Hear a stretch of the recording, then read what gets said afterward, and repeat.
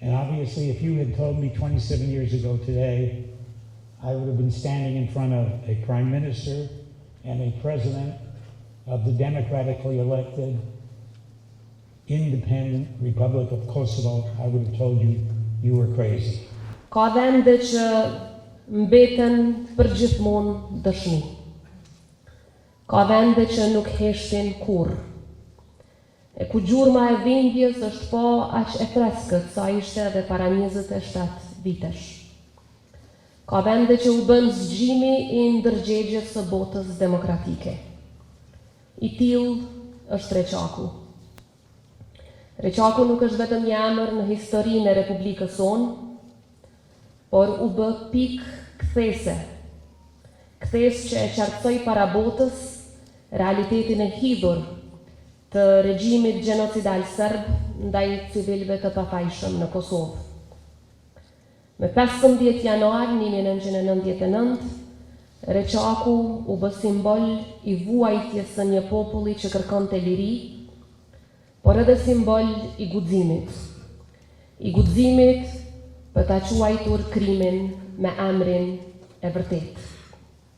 Këtë guxim e dëshmoi ai që edhe sot mbetet simboli i së vërtetës, ambasadori William Walker.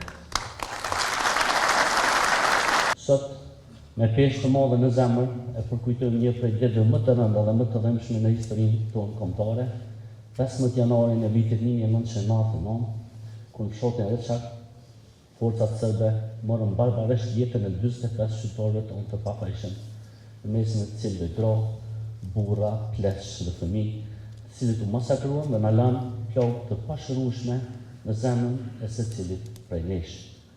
Atë botë, Reçaku bë pasqyra më e qartë e terrorit sistematik që ushtruar ndaj popullit tonë. Masakra në Reçak e nxori në pa fytyrën e shëmtuar të ideologjisë fashiste të Serbisë së Slobodan Miloševićit, që synonte shuarjen e popullit tonë me çdo kusht.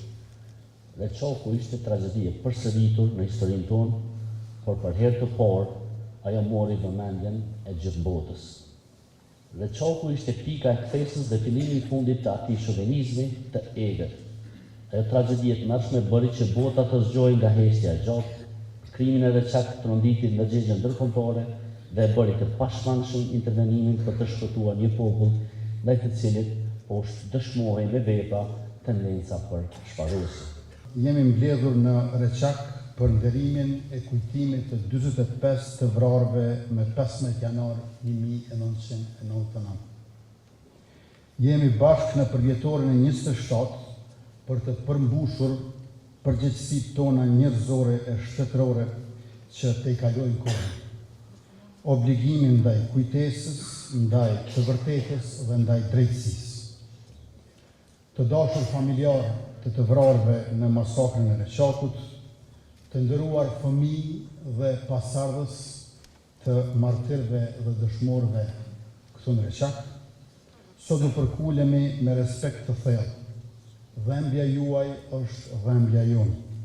Shteti ynë, Republika e Kosovës, ku ne jetojmë sot të lirë, i ka rrënjët në gjakun e derdhur të martirëve dhe dëshmorëve në luftën e ushtrisë shqiptare të Kosovës, në sakrificën dhe qëndresën e popullit tonë liridashës.